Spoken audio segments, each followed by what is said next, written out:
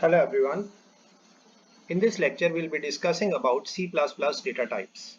Now C++ is a strongly typed language and a statically typed language.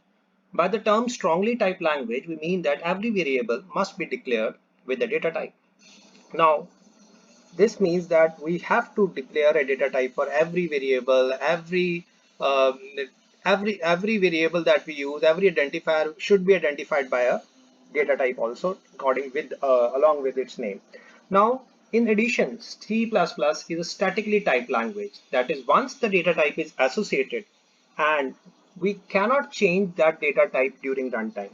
That is, at compile time, whatever data type the user specifies for a particular variable in a program, it remains fixed and cannot be changed during runtime. Now, what is data type? This is very important, and it is in fact very important thing in a program, in C++ program. So data type determines the data storage, that is, data types determine the data storage that a variable used to store a data and to perform a specific operation.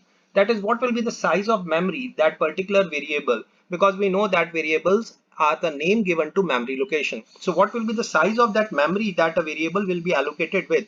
That is very important, and it is determined by the data type.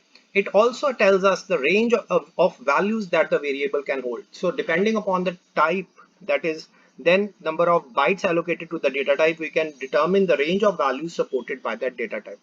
Now, if we classify the various data types, the data types can be classified into two broad categories: primitive data types and non-primitive data types. Primitive data types are also known as basic data types, and they include void, bool, which is new in C++, not available in C, char, int, float, double, and wchar underscore t, a variant of char data type that is now available in C++11 with C++11.